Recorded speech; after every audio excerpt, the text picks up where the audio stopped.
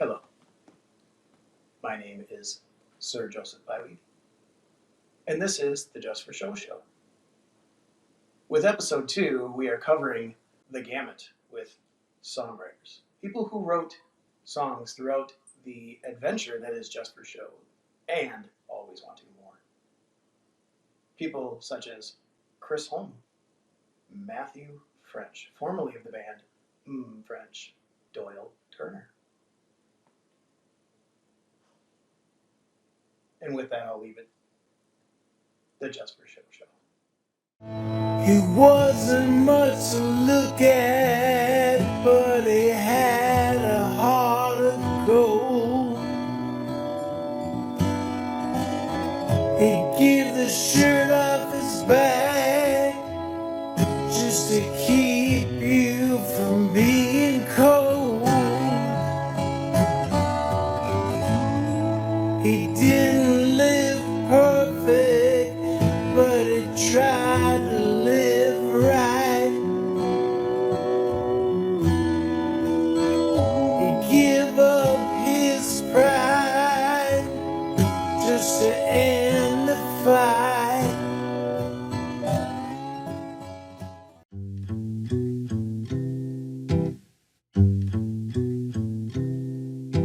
See, we're not live because none of this is live. And look at how I think I should just do this the whole time, cut off half of my face. We're with Chris Holm, and Chris Holm is, I would say, one of the most prolific young, I don't know if you're young either, songwriters in Minnesota, and an amazing songwriter. So you can either write a lot of songs or write great songs, and he does both. So how do you do that? Why don't you tell us a little bit about you, Chris? I don't know. What do you want to know? Well, here's the thing. I should probably start with, because Chris and I know each other. See, you're only getting one quote. We know each other, right? But we don't. I've never met you in person. In fact, this is the first time we've ever even seen each other close to face. And we wrote a couple songs together, but we've never met in person. So I think I need to learn a little bit about you. Tell me about you. Let's see. Well, how far back you want to go? I was born Hey, from the sticks up in northern Minnesota. Right. Grew up in a town of 500 people. Is that true? Where are you born? I was born in Bagley, Minnesota, but I grew up in Clearbrook, Minnesota, which is a town of 500 people. It's northwest of Bemidji. Okay, sure, yeah. I kind of lived all over since then. But Minneapolis in the last 15 years. I lived in Los Angeles for a while. I lived in North Carolina for a while. Wow. Is this all music driving you everywhere? Or? No, I just wanderlust in my 20s. So you just put out Let Me Sing You a Good Time. What do you got coming up? I got a bunch of stuff in the works, but I don't know what the next thing that's going to come out is. It might be I don't know. I'm trying to figure out. The first band that I ever had in Minneapolis was with my sister, and we kind of did one album, and then we had a bunch of other songs we were working on. And she got invited to join a touring band, and they kind of started touring the world, and so she kind of didn't have time for our band anymore, which was fine. Yeah. But we had a lot of songs we never recorded that we thought, well, might as well, now that we got time, record something. So maybe a single from that. It might be, I've been writing a bunch of songs with Dan Tans, who I don't know if you actually know Dan, or the same, or you. Same thing as, actually, he and I did the songwriter thing. I met him. Okay. Do the quotes through the songwriter challenge group thing. We're going to put out an album, but I think I might see if I can convince him to do one single before we get the album done. Oh, that's awesome. I like you already, but another single. Yeah, I love that song you guys did. And I know I tried to do some stuff on one of your songs. I just could not get the vibe. Yeah. See, sometimes did Ryan ever finish that for you guys? He did something, and I don't know if we're going to, I think we decided that strings just really wasn't working on it. Yeah. Kind of like the openness of it a lot, was really appealing to me. So we shall see. For sure. Maybe we'll I don't know. I do want to talk about a little bit about your sister's project. So maybe you can talk a little about why. I know why, but tell the world why you're doing that and what's going on. So anyway, like I already said, my first band in Minneapolis, and the first time I ever really decided to even try, doing music as a sort of a career or whatever, it was with my sister. She had come home for Christmas one year, and I think I randomly found a cassette tape that she had recorded some songs that she had written on. I was like, whoa, these are actually really good. So then we came home and we played around with them. And then she was living in Los Angeles, and I was like in college and in grad school and hating life. And I was like, you know what, let's start a band.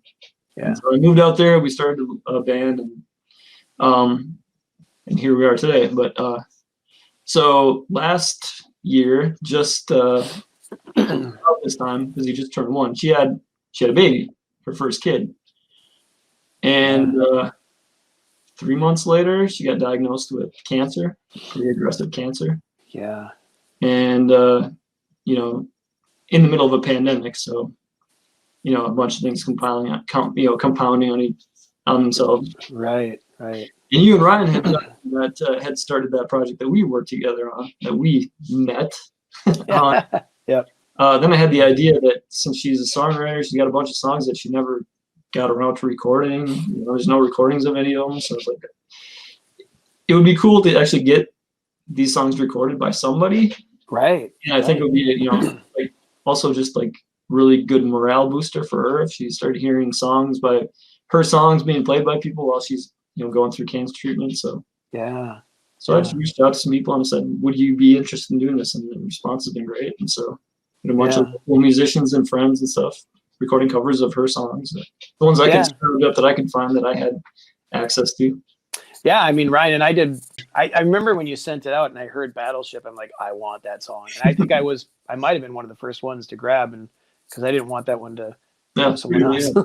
That's a great song. So I think that's a cool concept, just to covering other people's songs, and I'm sure she's got to love it. I mean, anybody loves hearing their own songs done for them, you know. She did love you and Ryan's version of her song too. So. That's awesome. That's great. Yeah. And then now we're kind of moving on into doing something that's eventually it'll come out where we're covering a bunch of local artists. That's freaking cool. Yeah. You get shit done. I mean, this isn't going on regular television. We can say you get shit done, and that's cool. I want to talk a little bit about Grandma's Two Small Pajamas. I know Christmas is over, but you know what? With the pandemic, we should be celebrating Christmas through this winter a little longer. Well, it's kind of just a shared family memory in my family. My dad's mom would always buy pajamas every year for all the nieces, all her grandkids, all my cousins, and they were always too small. Like we never, you know, ask anyone what size they were. She'd just buy them, and she'd be like, "Oh, these that's great. Too small." And so I kind of was thinking back to that. And what I wanted to do is I wanted to write a Christmas song because I thought it'd be a good way to get my niece and nephew, they're now 9 and 11, or 10 and 11. I wanted to get them on a song just for fun. Yeah. And I thought a Christmas song would be a good way to do that. And so I started writing it a couple of years ago, and then just life's busy and you don't get things done. And then finally this year, I'm like, I got all kinds of time now. So finally writing it and got them to record vocals on it. That's so great. And everybody has that story. When I was a kid, I remember getting and now they're cool, the ugly sweaters, but they were not cool when I was growing up. And I would get them every year. And then I found out when I was an adult that my grandma gave my mom money and she bought them. And I thought that was something grandma would get. I'm like, what? Could have got me a cool record or something. So this is the part of the show. I'm working on a show, the Just for Show show. That's what we're calling this. Just so you know, Just for Show show. Where we change focus because we've talked enough about you. I want to talk about me. Let's talk about writing together, because that kind of actually, I don't know what you thought, but I actually really enjoyed it. This whole thing of tossing things back and forth. And the song on this record, Love and Easy, is a product of that kind of thing where we're just banging things out quickly, and it worked really well. I loved that experience, just tossing a verse over, and then all of a sudden here comes back a chorus, and then it just really flowed well. I hope you feel the same way. If you don't, just lie. It actually was worked out. I mean, if you don't, just lie. It actually was worked out. I mean, if you don't, just lie. I mean, actually the idea came from the Beatles, because a lot of times in Beatles songs, like John would write the song and then Paul would take and he'd write a bridge. Right. You know, not even, you know, they wouldn't work together on it. He'd just be like, all right, here's the song. I wrote the bridge. You know, plug it in. And then they have co-writer credit on the song. Yep. And I just thought, you know, what if we tried, you know, especially now because we can't get together with anyone to write songs anyway. Right. So what if we tried that? What if we just write a section of a song and just, without any context or anything, just pass it over to somebody else and say, you know, write something. And And yeah, it's worked fantastically. It's been really fun, and I really enjoyed writing those 2 songs with you. And If you don't, just lie. it actually was worked out. I mean, writing tons of songs with Dan that way now. That's incredible. That's awesome. But this just seemed to just flow well, and I think it's one good thing that came out of the whole pandemic. And yeah, Love and Easy, a freaking hit song. We write gold record. I mean, I'm not sure when I'm going to air this whole thing, so Love and Easy might come out because I'm putting it out as a single. Either have put it out or I am putting it out, and you guys can figure it out. We'll work all that stuff out. Love and Easy, yeah, and I want to do it more. I want to do a lot more. In fact, I think that we should definitely figure out a way to do this. The Supper Club thing should be where we start to collaborate, almost like the Wilburys, but maybe different, you know? Like just we'll find all kinds of different styles of music and people just start writing stuff together. And I mean, I want to know about the spoon song because I played some freaking spoons on one of your songs, and that has to you have to do something with that. Even if you don't use my part, you can lie and say it was. No, we're using it. Cool. It's coming out, but it's going to be a while because I got like 20 musicians I got to have all get parts. So. When you kind of made a call for different kind of instruments, I'm like, I'll play spoons. I actually played spoons live once. I was at my brother-in-law's wedding, and the Heiderscheit band was the band playing, and they had a spoon player, and I bought him a couple beers, and he let me come up and play spoons, and I got to play spoons my wife's ass live. I don't know how I'm going to edit all this stuff together because I'm just a kind of a rambler, and I wipe my face and do all this stuff. You look great. I have some questions. We'll wrap up with a couple of dumb questions. What's your favorite song? Go. What is it? First thing comes to mind. I've always would go with When Love You Breaks by Led Zeppelin. Love it. What's your least favorite song? Ooh, there's too many to choose from. I can probably give you my least favorite band easier. Would be like Linkin Park might be my least favorite band of all time. Really? Anything by them. I couldn't name a song by them. Okay, if you could come back as a musical instrument, what instrument would it be? It'd probably just have to be guitar, I suppose. Pretty boring answer, but. Okay, why? I don't know, because that's the one that I always feel the most connection to. Yeah. Do you play any other instruments? I play harmonica. I play a little banjo. I play bass quite a bit. Well, the stuff you play, like your records, there's harmonica, and I'm assuming that's you. You're a pretty mean harmonica player. I appreciate this, Chris. I do. I don't have really anything else, so I'm going to figure out how I'm going to edit out when I sound dumb. I'm the worst at that, actually. I mean, now we're rambling. This is all stupid shit. So that's the beauty of not doing it live. Yep. Yeah, I'm not a good interviewer, but someday. I do appreciate this. This was fun. I'm tired of being the nice guy. American Dream Cone, which is basically just vanilla ice cream, waffle cones, and caramel. So yeah, I tend to like if it gets too much in it, my mind gets confused. I think I don't read all the ingredients. I just like caramel. You got me. I'm in. Yeah. So I hit record only because you were talking about ice cream. I think we should be talking about this. This is more important than any of the other crap. It doesn't it's matter. true. Ice cream. Ice cream. I'm from Ohio, and in Columbus, Ohio, is Grater's ice cream, but it has made its way in pints into grocery stores here. And it's what's called French pot ice cream. Somehow there's egg mixed in it, which to some people maybe that would be off-putting, but it certainly gives it a different texture, and it's good ice cream. So French pot. So you're affiliated in some fashion. Yeah. I'm gonna do this the whole interview, just so you know. You're talking to a guy who gets excited to try a new brand of pickle. I'm talking about different brands. So you've got your like on the shelf in aisle 5 kind, but then you go back to the deli case and they've got the ones, like Clausen pickle or is like a classic. And those are one of my faves, but now they've got these like actually they're in more like plastic containers, like deli style pickles. Yeah. And I'm with you. Fairly decent for you. I mean, so is ice cream, really. We know it's good for you because it makes you smile. So it has to be good for you. That is absolutely true. Yeah. And we need more smiles right now. We do. Let me interject. This is Matt French, formerly of the group French, right? That's right. Yeah. Matt French, formerly of French. Are you going by Matt or Matthew? See, there was a debate about this. I thought I wanted to be Matthew, and then Yeah. like, of course, you go on Spotify and those things. You want to make sure there's not another.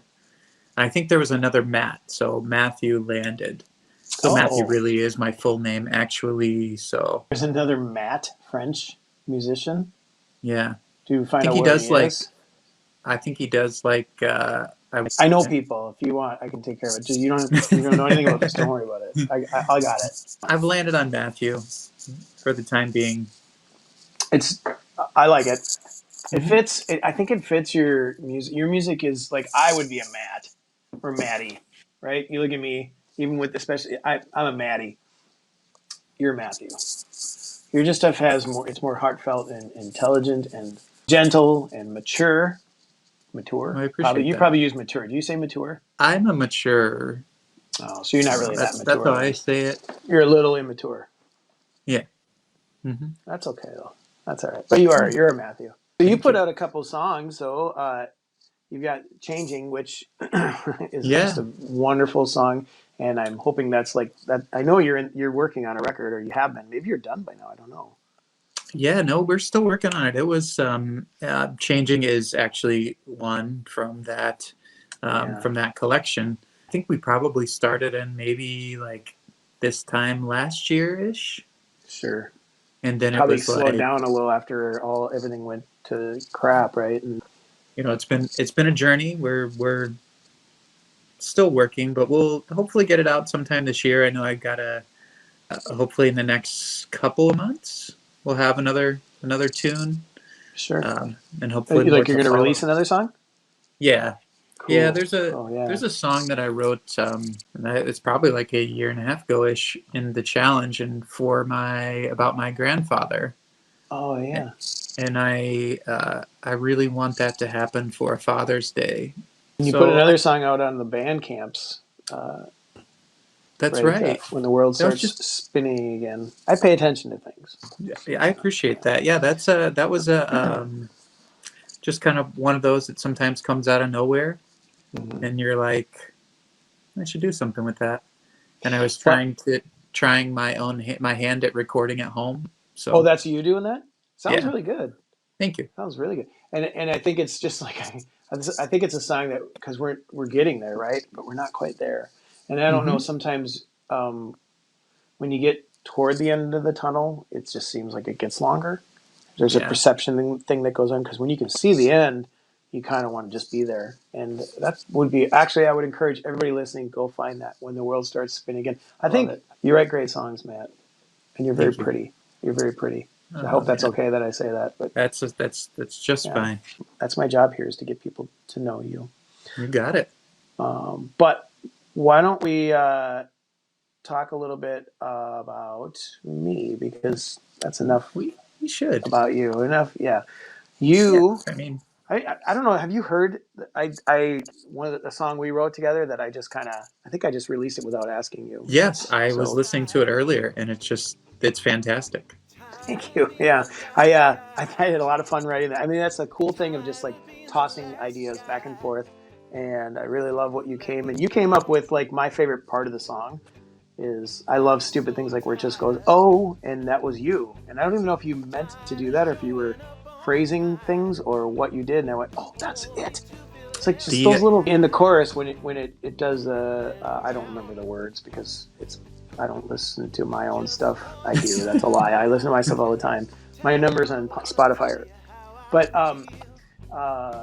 at the end of the chorus, it just goes, oh, and you did something in one of the things you sent me back on our iPhone recordings where I couldn't tell if you meant that to be there or if it was intentional. And I gotta tell you, it's serendipitous because I don't know that I meant it to be there, but it is one of my favorite parts of the song. It sounded like more of a like, hey, sometimes you'll just start humming thing to get a melody. Yeah. So I'm tired. And the thing about that, and I'm so glad you went with me on this because I wanted to write a song. People always tell me I'm a nice guy, You are the nicest guy in the world.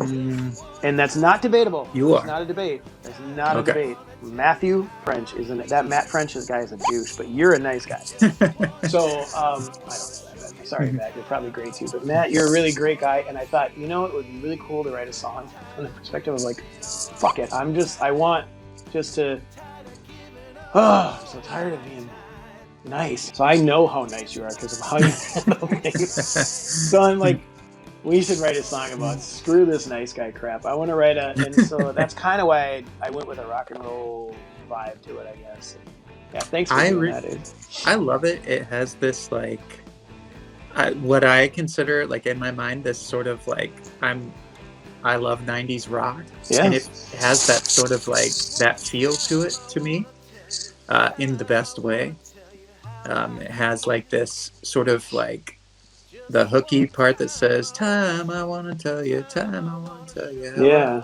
That's like, to me, those are the things that like, you play it a few times and maybe you don't notice the song at first, and then all of a sudden you're like going through your day and all of a sudden you go, time I want to tell you. Earworm. That's the word, right?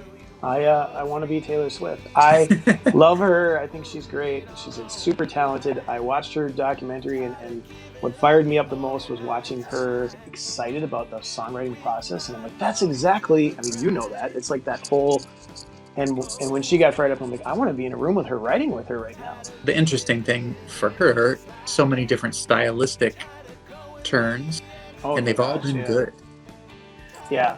You cannot deny her talent by a long shot. She and her versatility. She's super.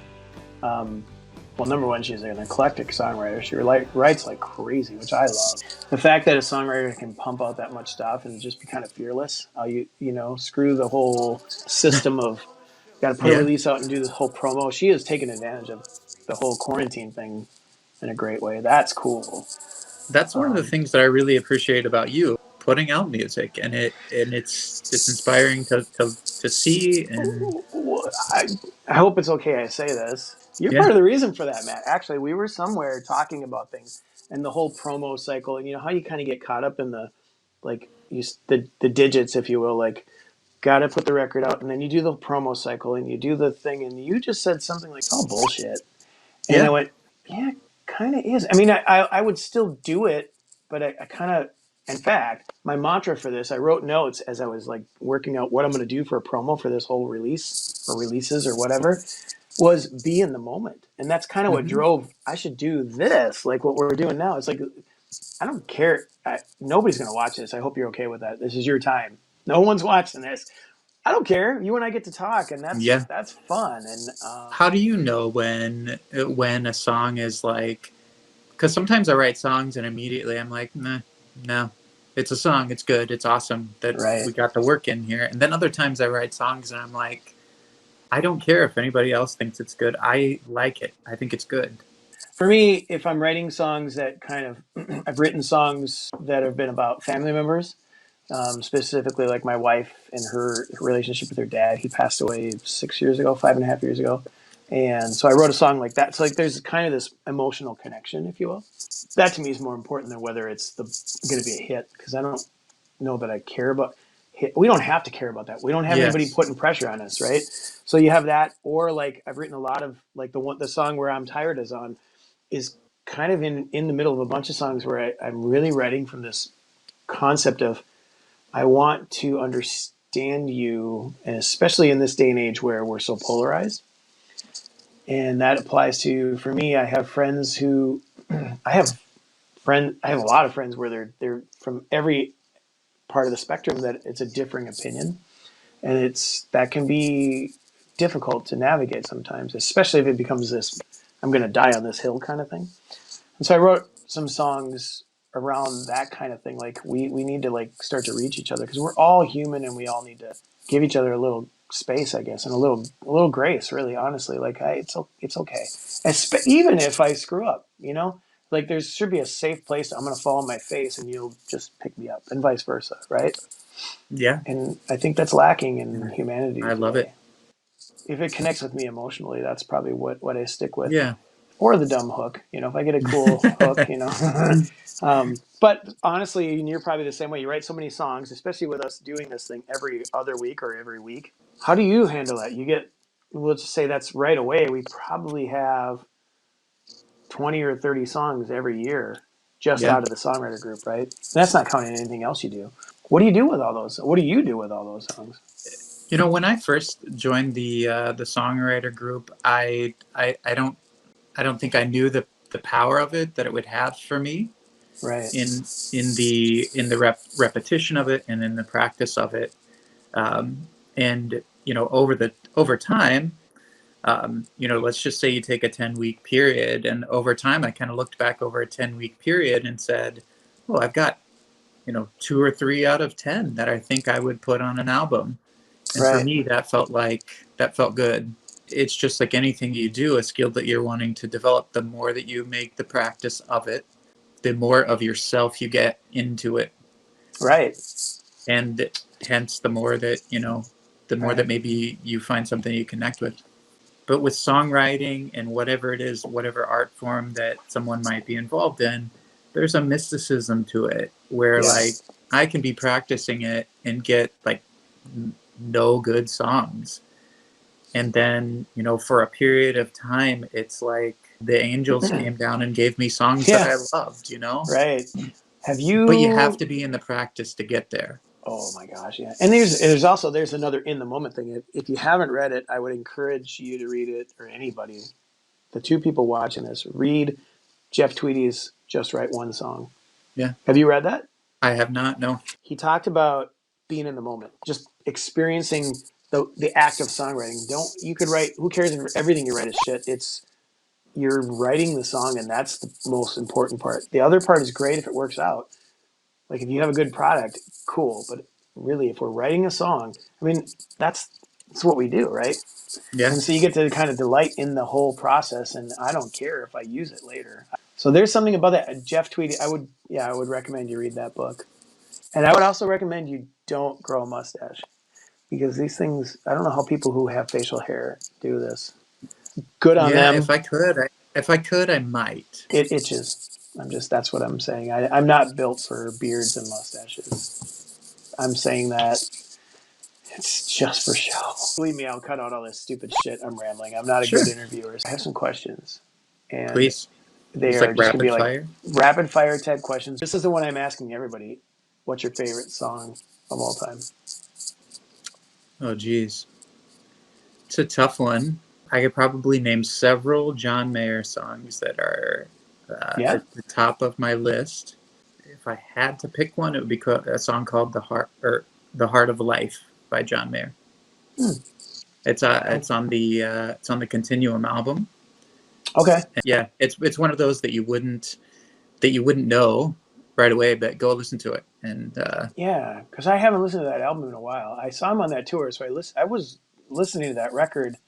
But I don't look at what the song titles are. I'm horrible with titles. Mm-hmm. But he doesn't get enough credit. Well, number one, he's a freaking amazing guitar player. And he played with the Grateful Dead people for a while, or he might still be doing that. Yeah. And he had all his vocal cord things, and he's incredible. And he was quite a show too. And he did a lot of songs off of that record too on that tour. And what was it called? I can go back and watch. The Heart of Life. The Heart of Life. Yeah. I like it. Cool. What's the favorite song of your own? Favorite song of my own? That's a tough one. I know it is.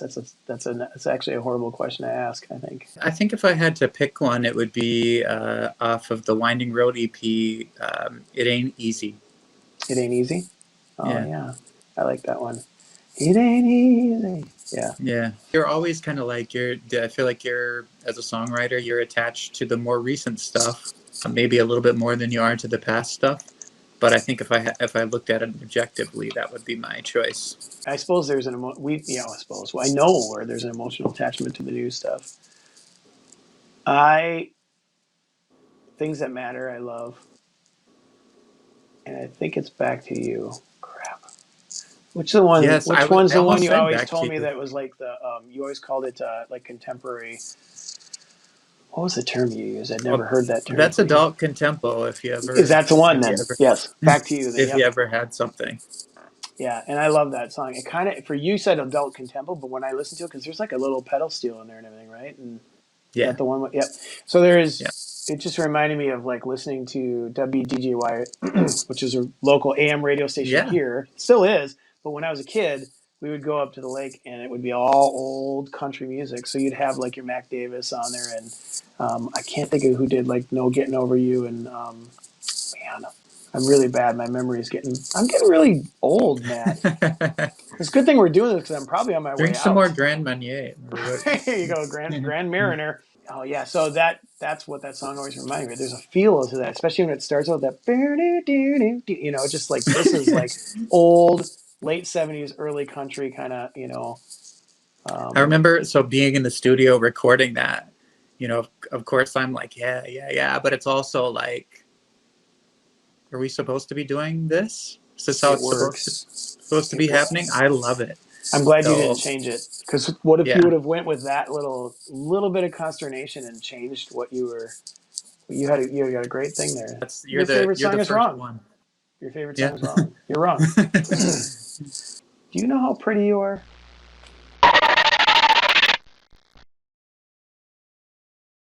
I got one more thing. I was going to ask you, if you could come back as a cheap towny bar beer, what would it be? But we already know it's going to be Miller High Life. It would be Miller High Life, unless you want to throw Lone Star beer from Texas into the mix. Ooh, I might keep that question then, because that's a good one. Yeah, I never thought of that. It would be one of the two. I think I'd probably choose Lone Star first. Really? For whatever reason. I mean, that's okay, because I've never had it. You got to try it, man. So you would come back as Lone Star. Lone Star. If you can find the red and white bottles, it tastes better. Really? Just because of the look? I don't know. It's you know, all in my head. I believe you. I trust you. Yeah. You have a trustworthy face. I trust you. Yeah. If you could come back as a classic pickle, what brand would you come back as, and why? I would. And how would you make that happen? So you have three questions. Why? What brand? Why? And how would you make that happen? How would I what? What's the last what part? are you doing now to make that a possibility in your life? So let's start with what. We'll get to that one. Right. What brand of pickle would you come back? Definitely Clausen. Clausen, definitely, 100%. You just no question. I like it. Yeah, you get that nice. You're always cool in the case there. You don't have to worry about somebody knocking you off the shelf. Right. In the aisle with the baked beans or whatever. Strength in numbers, because there's plenty of them out there, right? You're not alone. Yeah, You're not. You don't have to worry about.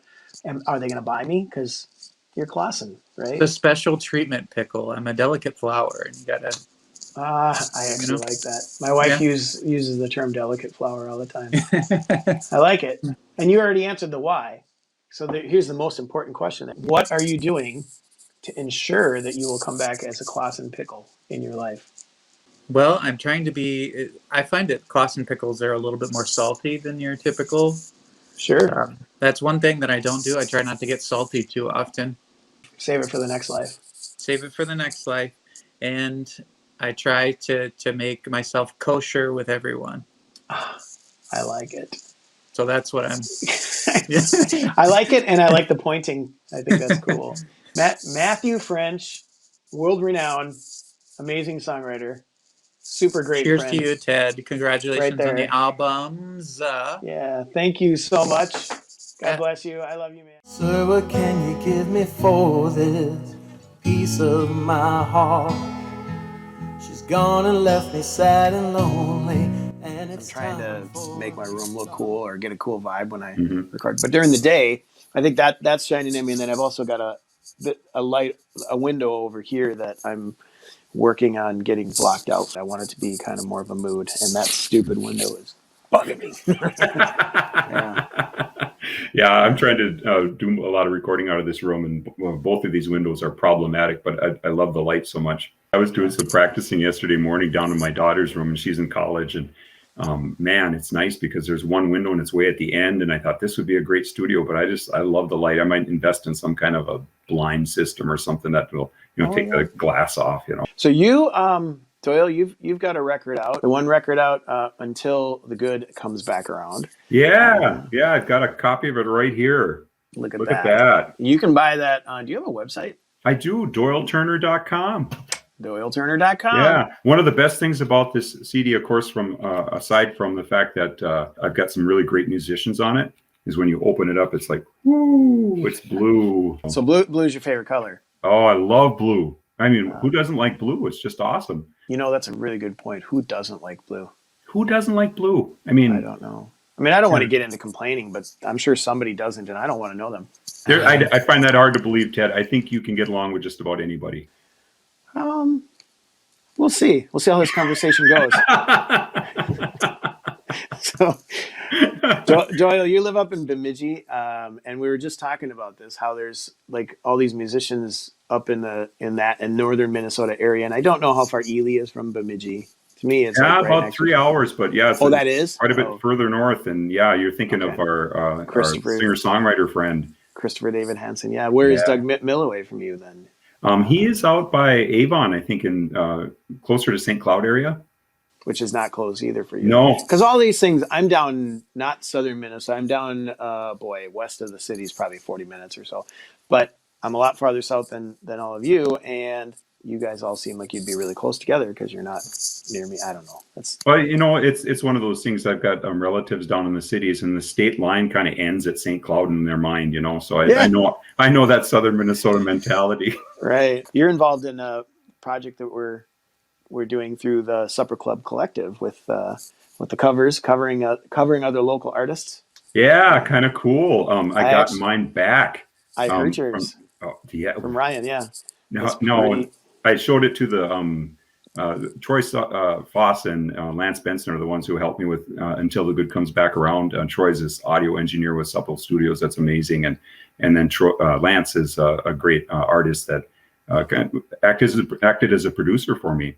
Yeah. And so I showed it to him yesterday because we were in the studio, and they were just like, oh, this is awesome. Would have never thought to go this direction, but it's so rich and It is cool, isn't it? Hearing a different take on your own song. That's the first time experience for me. So I was so pleased to have that. And you have a new record coming out, or you're working on it. How far down the road are you on this? We're really close. We're adding just the kind of the finishing touches, smoothing out the icing on top of the cake and getting ready for the decoration. And it's really great. I'm really excited about it. It's going to be called Clear and True. Clear and True. Yep. I like it. Out of one of the lyrics out of one of the songs. And all the songs were written in the Singer-Songwriter Challenge, Ted. I love that so much. That thing has been a salvation for me. And I know it sounds like I'm exaggerating, but I went for years trying to get something going on paper and trying to get something written. And the Singer-Songwriter Challenge has just been a godsend for me. I just love it. That's how you and I met. Yes. And you've been, has it been a year now you've been in this thing? A little over a year, yeah. Okay. For those who don't know, every week, or in the winter, it's every 2 weeks, we get a new prompt. It's a word or a picture or something that we have to write around, and it kind of paints us in a corner, and that's what your challenge is. And for me, and for you as well, it's been this inspiration to kind of like, cool, I'm going to write. Mm-hmm. It's a great exercise, and I've the same as you. It's just this. Now I'm writing all the time, and those are muscles that prior to being in that group were not really used like that. It was so funny because I started on our last one on right away on Sunday, and I worked. I mean, my butt was in the writing chair, and I worked Sunday, Monday, Tuesday, Wednesday, and finally Wednesday night it was just like, this is not working. And I moved the goalposts and came up with something, and it's just like, now it's my new little baby, and I'm like, oh, I love this song. It's the best. Yeah, that's fun when that happens.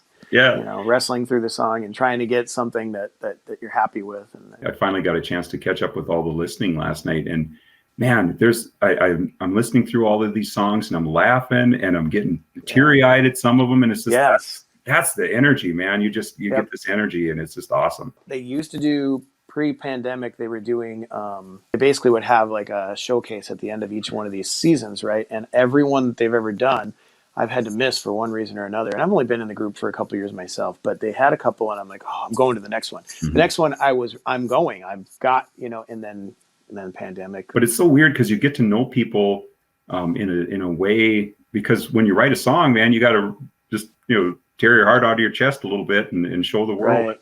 So you get to know people in a way. And like, I feel like, we're friends and we've really never met face to face. So we are going to tour together. Oh, definitely. We've got it. We've got the outlines kind of sketched in there. And some of it will take place on a boat. A concert on a boat would be phenomenal. We'll shift gears because then we can talk about me a little bit. I'm all over the map. I'm sorry, Ted. No, I forgive you. Oh, okay. Thank you. And thanks for apologizing. I was going to say something afterwards, but since you brought it out in public, what the hell? Come on, man. You and I, we wrote a couple songs together. Or we actually have written probably a handful of songs together. Yeah. Because I've always loved your songs, your style, and you kind of have this endearing quality to your songs that resonates with me because I like things that just speak right to your heart and there's no pretension, if you will. It's kind of like, and your voice, everything. It was like, I think we should try to write. So we wrote a few songs, and I don't even know. There's a couple we haven't used. I don't remember everything we've done now, but it's been a great collaboration, Ted. Yeah. I've been just so happy because I send you something and there's stuff in it that is just like I should probably bring out to the composting, and you're just like, oh, we breeze over that, and yes, and this, and then we go right down the road, and pretty soon we get something that we're both really excited about. And so I really appreciated writing with you. It's been really helps me to grow as a songwriter. So yeah, it's awesome. I mean, this ring was an example of one where I think I had kind of the beginning of a verse, and I had a concept of a song, and I sent that to you, and then you came back with this brilliant chorus and a bridge, and you just kind of filled this song out and made it into this. Well, no, you got to give yourself credit. You gave me the chord progression, you gave me the first verse, and you gave me this story that was just, the story behind that is just so genuine. I looked at that and I thought there's no other direction to go but just straight to the heart. So I felt like I was handed this beautiful thing on a silver platter. So I was just happy to be a part of it. It was great. And I was trying to capture, I think I even told you that when I sent you some notes, I'm like, I kind of want to capture the story feel. Like the Everly Brothers had these songs where they would tell the story from a perspective of like this kid on a bus when he was going to see his mom in the hospital, or things like that, where you can understand what's going on, like you're watching a movie or a television show, and you did that so well. There's a great song. I was like, oh, I can't believe we wrote this. It was so incredibly great, and I'm like, I'm going to use this, Doyle. You mind if I use this? I hope you say yes, because I'm using it. By the way. Yeah. I hope you're okay with this because it's already done. What you did with it for production and your recording of it is just gorgeous, gorgeous. Yeah, I mean, I really just did a stripped. I was going to do it as a stripped guitar and vocal, and that's it. And then Ryan put on his lap steel, and he did a little kind of synth string arrangement thing in there, which is just wonderful. That led into our collaboration in November with Last Regret. Yes. Which I sent you this steaming pile of stuff, and then you just picked out the great things that we got it to where it just flew. I don't know about steaming pile of stuff. It was really good, and it was interesting, and it's funny that you use this concept of like kind of breaking up, but also like what's the word, like tying that into, what am I thinking of? What's the word? Like not. A metaphor. Metaphor. Metaphor, yes. See, those kind of words, they're too many syllables. Can't do it. Well, I'm a teacher. I get paid by the syllable, so. I did not know you were a teacher, Doyle. Yeah. Wow. I mold the minds of the future. So, yeah, that's my contract is if it's anything over 3 syllables, I get paid a little bonus. It just, bumps it. So. My last name. Oh, Heineshevitz. Yes. Yeah. Oh, my gosh. I tell my kids about Ted Heineshevitz every day. They're like, he's making this up. Who is this character? Yeah. But the metaphor of breaking up and quitting an addiction, smoking, and you did the greatest line, the pull, and I was like, oh my gosh, I can see this because my parents were smokers. My dad smoked. I have these visuals of that, and it was just perfect. You again painted this wonderful picture with a lyric, and it's just so great. And that song turned out differently in the studio than I anticipated. Oh, really? In what way? I don't know what I was going for. You and I have these different feels, and I do think I would love to hear you. I want you to record both of these songs someday. But I always thought I could hear you singing this and doing kind of the Doyle vibe, and then I was kind of going for a rock thing. Yeah.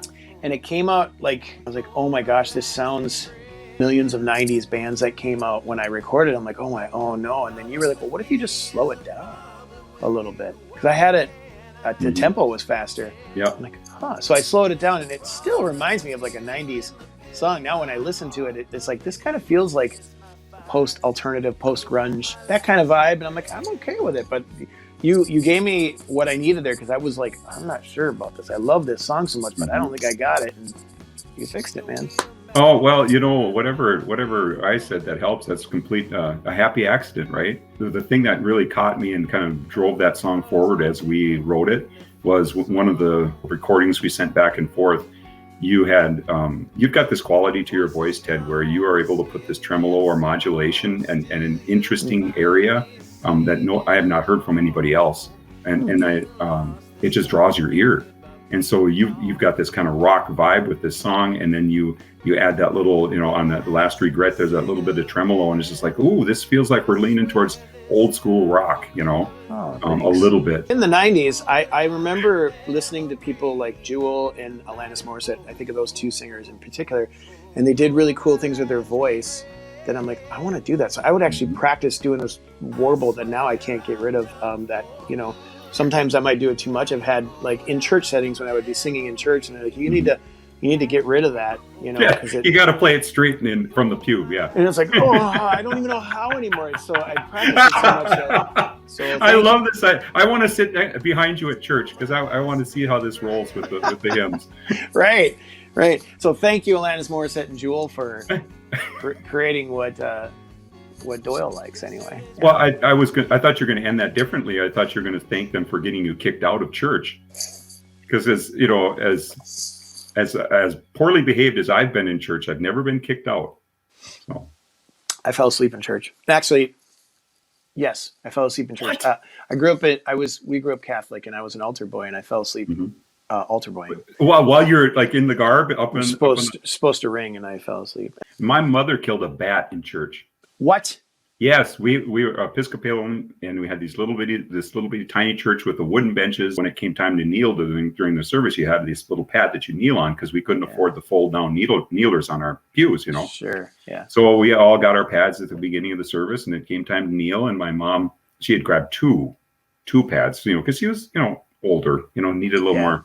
And so between the pads, there was a bat, and she knew that it was going to be a disruption. So she just real sneakily slid her knee over and just leaned into it.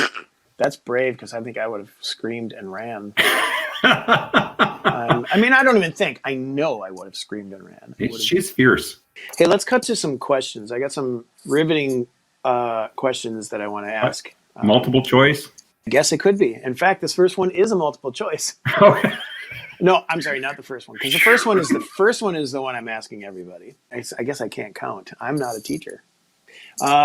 Favorite song of all time? Oh, Ted, this is a tough one. I will tell you my favorite song of. It could be the favorite song of right now. Yeah. I'm okay if it changes, because mine would change given the day. So yeah, day to day. Yep. There's a huge part of my heart that wants to answer John Prine. His last album was just absolutely outstanding, and you could just kind of take your pick, and that's my favorite, right? Any song off of there? Any song off that last album. It's so imbued with truth. I mean, it's just unbelievable. Yeah. For me, if I guess I shouldn't influence. I want you to finish that, because I can tell you mine. Oh, go ahead. I want you to say, because I don't want to influence your decision. I was going to pick two songs that immediately came to mind off of that record. So my mother killed a bat in church. I have the resolve. I can keep my idea while you. You were right. Well, you've got the last song on there, When I Get to Heaven, is just perfect and so prophetic. Oh my gosh! And then Come On Home. That's the one. It's just a beautiful song. That's the one. It's one of these that's just like, it took a lifetime of writing songs to get to that point. Sarah Morris is there. That song is written it's so beautifully, and her voice is so gorgeous, and she's just a great human being. I'm with you. She is. I think Sarah's the best songwriter of all time. There's a lot of great songwriters, so that's not diminishing anybody's songwriting. She just writes great songs. She's the real deal. You know? So you get two greatest songs of all time. Everybody else only gets one. Doyle gets two. I had three. I had three in mind. You can only have two. Okay, you keep the other one. I don't even want to know what. I don't even want to know what it is. Next episode. Tell me next episode. What is it? Yeah. What is it? Semisonic. Anything by Semisonic. I'm a big Dan Wilson fan. You know, he writes for everybody and with everybody. Yeah. One day he'll write with Ted Heineshevitz. I know this to be true. If I'm so lucky. But singing to me in my sleep is just owning my soul right now. Yeah. The contrast in that, I'm studying it like, I want to be able to achieve that kind of contrast, you know. I'll give you three. Singing to me in my sleep. You get three on there then. Oh, nice. I'm like pushing all the boundaries. But you're a boundary pusher. Your mom killed a bat in church. This is the important question. This is a multi. You get multiple options. Okay. If you were to come back, say you were to die, and you were to come back as a different Turner, would it be Ike, Tina, Ted, as the world Turners? Which one? I'd come back as Tina. That's the only choice. Sorry. Well, I know I was saying that I've been steeped in old timey, and I think I actually have a case if I were to take my parents to court for child abuse, because every single sound check I sing for, or in the studio yesterday, you know, they want to get a level, and I'm singing, he's not very handsome to look at. Oh, he's shaggy and eats like a hog. And he's always killing my chickens. That dirty old egg-sucking dog. Johnny Cash. And you learned that from your parents? Oh, yeah. I mean, that was like, everybody else had nursery rhymes. You know, I had Johnny Cash. Well, hey, that's not child abuse. That's the greatest love you could think of. I'm with your parents. One more question for you. How do pontoons float? How do pontoons float? Well, the pontoon is circular, right, and sealed, and thus the buoyancy, because the water can't get in. Even though it's metal, and metal will sink like a rock, or like metal. Unless you're talking about 80s metal. That stuff just soars. Lives forever. Yes. Yeah. This is my hair grown out. Well, there you go. This is it. This is my pandemic. Got a little Christopher Cross thing going. Which, by the way, I don't know if you know, that guy is an incredibly incredible guitar player, like a wizard. Like, holy crap, can he play guitar? And of course, his voice. My wife can't handle him. She cannot stand Christopher Cross. Oh, really? Yeah. So I will sing Christopher Cross to her. A little sail in just to kind of irritate her. Or Michael McDonald. She doesn't like him either. So that's another one that I'll just. I have to agree with your wife on that one. Really, but he's got that kind of that. I'm trying to think of forget. Not in love anymore. So she hates that, and I bug the crap out of my wife. I don't know about you, but yeah. I don't know. Why do we do that? I'm lucky. Is it entertaining? She hasn't kicked me. Yes, it is extremely entertaining. She's entertained by it too. Thankfully, my wife has a great sense of humor. So even though I bug the royal piss out of her, she loves me, and she loves that I do it. Yeah, speaking of wives, my wife went to high school with you. Oh, that's right. He wasn't much to look at, but he had a heart of gold.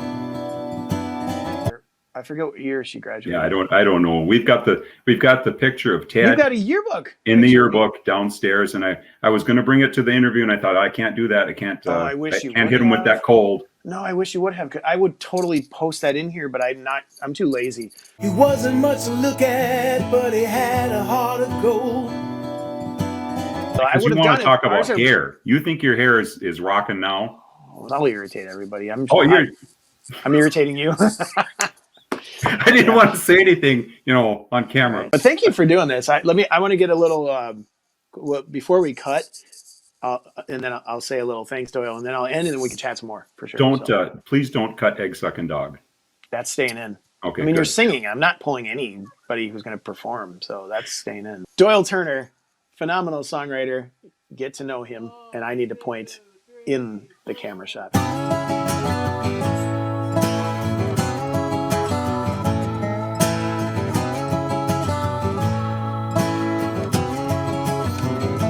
wasn't much to look at, but he had a heart of gold. He'd give the shirt off his back just to keep you from being cold. He didn't